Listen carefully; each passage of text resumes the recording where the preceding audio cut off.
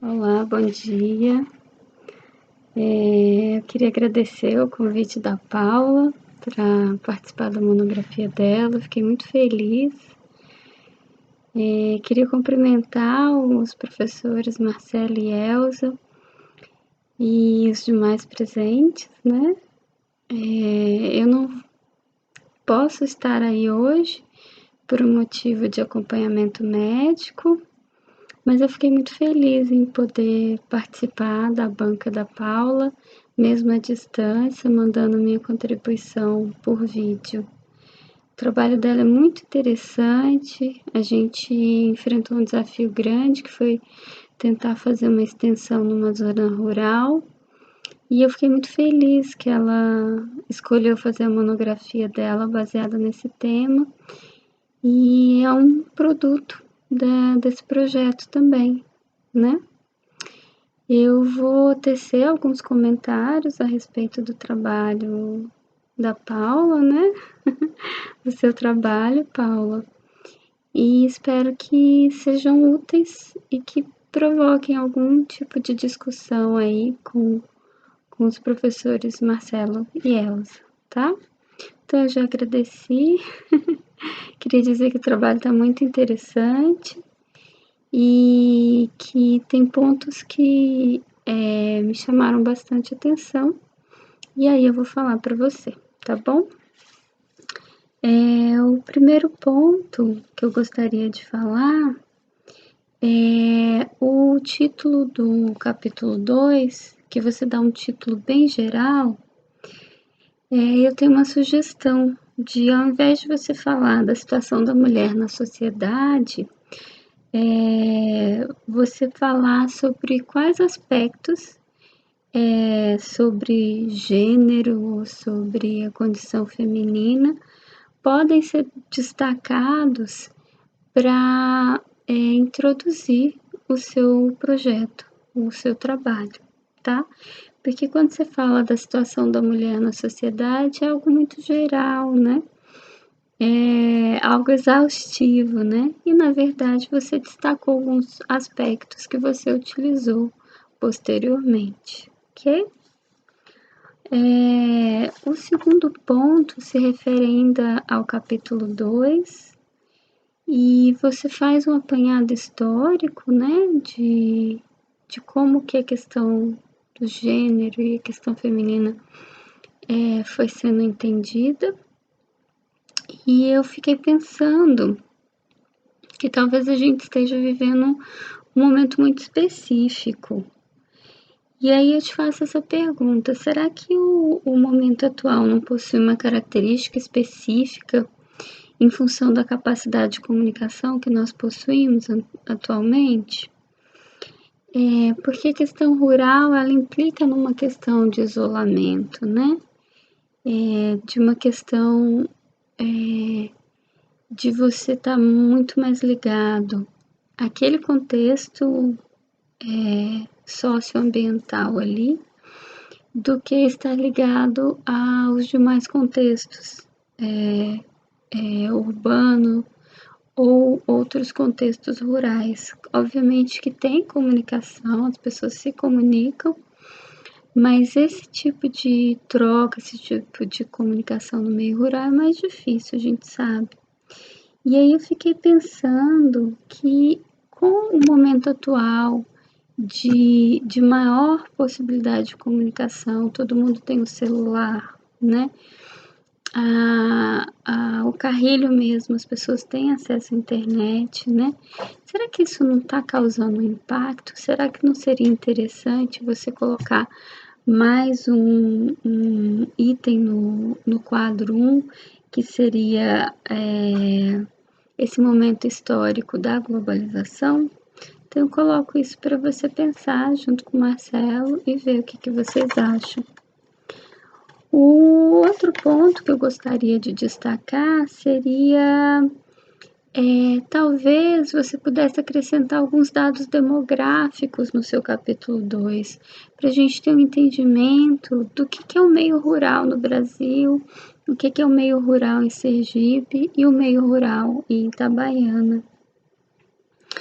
É interessante também destacar nesse capítulo 2 que o Carrilho fica muito, muito próximo de Itabaiana, e mesmo assim, quando a gente ia lá, a gente sentia um isolamento muito grande, né? Não só o Carrilho, mas os outros povoados ali ao redor. Então, esse paradoxo, né, de ser tão próximo e tão longe de Itabaiana, será que essas condições, né, será que só o meio rural dava essa sensação de isolamento, dava essa sensação de falta de investimento do setor público, ou todo esse contexto, né, de ausência do Estado é que provocava esse isolamento e não claramente o meio rural? Porque isso vai ter impacto, né? Você descreve no seu texto que isso vai ter impacto na forma como as mulheres vão exercer seu papel ali, né? A gente sabe que o meio rural tem essa tendência de manter mais fortemente os papéis sociais. O meio urbano promove um movimento maior, né? E acho que seria interessante, então, descrever um pouco mais desse contexto rural, para que a gente possa entender o que também favorece nesse contexto rural essa menor mobilidade, essa menor mudança. Eu gostei muito da descrição no capítulo 3 do Carrilho. Eu acrescentei algumas coisas no texto, né? E dando algumas sugestões, mas de maneira geral está muito interessante. Fiquei muito feliz com a homenagem que você fez, né, ao professor Fidelis, lembrando o nome do grupo e contando essa história.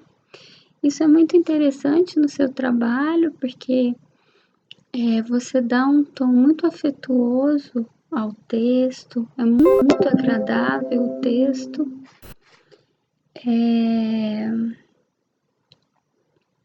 E é interessante porque dá vontade de contribuir com o seu texto. Então, eu queria dar uma contribuição para o capítulo 3, que talvez você pudesse pensar em falar um pouquinho sobre por que a gente escolheu a teoria das habilidades sociais, né? A gente precisava dar um produto, ofertar algo que aquelas pessoas pudessem receber da universidade, para que elas pudessem usar isso. O que a gente escolheu da psicologia, né? Então, a gente escolheu os estilos de comunicação, clarear como é que a interação social impacta nas nossas no nosso dia a dia, e como que se capacitar, desenvolver habilidades sociais é uma estratégia também de conseguir alcançar seus objetivos, né? E que em última instância poderia ajudar no desafio deles, esse desafio socioambiental, né? Social, porque tem questões sociais e econômicas, mas ambientais também, em função de como que a castanha é produzida, né? Como que esse beneficiamento da castanha é feito, tem a questão de ser feito nas casinhas, né? Da fumaça, da proximidade com a dinâmica da família, aquele dejeto, né? Que você fala, que aquele produto, aquele líquido negro que sai também. Então, em última instância, a gente imaginava que a teoria das habilidades sociais, falar sobre os estilos de comunicação, dar uma noção do funcionamento social, poderia auxiliá-los nesses desafios, né? Eu tenho uma outra sugestão, que seria melhorar um pouquinho a descrição do método. Eu gostei da descrição do método na introdução, mas eu acho que no capítulo 3, onde você descreve, seria interessante apresentar mais detalhes, não só explicar o que foi o método, mas de fato que materiais foram usados, como que eles foram trabalhados, né? Quantas vezes foram lidos, como que foi esse processo de organização desse material, imaginando que outra pessoa pode pegar o seu trabalho e querer fazer a mesma coisa. E aí você já descreveu como é que você desenvolveu essa forma de análise, ok? Talvez acrescentar no quadro 5 a fala das mulheres que você sistematizou, né? Elas não são extensas, então caberia, né? Porque aí dá uma sensação de que a informação está toda condensada. A outra sugestão também poderia ser a criação de uma tabela relacionando as categorias que você apresentou no capítulo 4, com as falas das mulheres, que também seria muito interessante.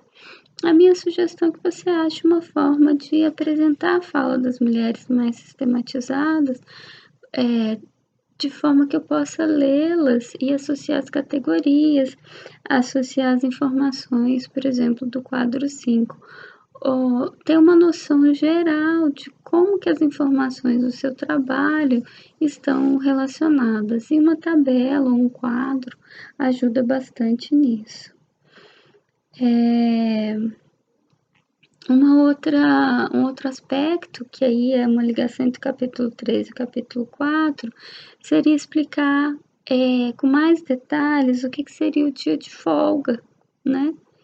Porque eles têm lá o ritmo de trabalho deles, mas eles tiram esse dia de folga, né? E que não é o domingo, né? E como que seria esse dia de folga na dinâmica deles, né? Que normalmente era segunda-feira. Por que que uns fazem, outros não? Eu acho que você cita o aspecto do dia de folga várias vezes e seria interessante dar um pouco mais de atenção para essa informação, ok? Agora eu passo a algumas perguntas que eu gostaria de te fazer como uma provocação para uma certa discussão, ou pelo menos para você pensar a respeito, ou acrescentar, ou saber o que me provocou na leitura do seu texto. A fala da M8 me parece que caracteriza o grande desafio da mulher rural, que seria sair do papel de passividade. O que você acha? Do seu texto, me chamou muita atenção, à medida que eu fui lendo, que juntar as informações sobre a discussão a respeito do feminino, do gênero, do papel da mulher na sociedade, com a teoria das habilidades sociais nesse contexto rural, convergiu para eu entender que todo esse momento histórico, né, e todo esse entendimento sobre o papel da mulher só permite um tipo de estilo de comunicação, né, um estilo de interação social, que seria o estilo passivo. Você concorda com isso? A segunda pergunta seria o relato da M6 sobre ir aos campos de futebol. Eu achei muito interessante esse relato porque é uma transgressão e é uma transgressão apoiada pelo pai, né? Então, ambos estão transgredindo uma norma social. Você acha que isso pode promover a emancipação das mulheres? Pode promover a pauta feminista? Como é que você viu essa fala? De forma... isso impacta? Eles estavam lá, eles estavam burlando o que estava instituído socialmente. Será que isso provoca mudança? A outra pergunta é em relação ao relato da M3, que ela fala que ela é ousada, né? E aí eu te pergunto, ser ousada é ser assertiva? Ser ousada, esse termo, essa definição de ação, poderia ser um caminho para a gente discutir a assertividade nesse contexto rural, nesse contexto do Carrilho, nesse contexto cultural? E para terminar, eu gostaria de te provocar para você mexer um pouquinho nas suas considerações finais, tá? Será que seria possível você acrescentar nas suas considerações finais sugestões de que essas mulheres poderiam fazer para sua emancipação? Depois de olhar isso tudo, de entender o momento histórico, de entender a pauta feminista, de entender um pouco de como o papel da mulher está sendo exercido no Carrilho, né? Ou pelo menos que a gente teve acesso. O que pode mudar? O que pode alterar a trajetória dessas mulheres, né? Porque tem impacto nas suas escolhas, tem impacto na sua tomada de decisão, em como o trabalho, a maternidade. E aí, há formas de mudança? O que você diria para essas mulheres, né?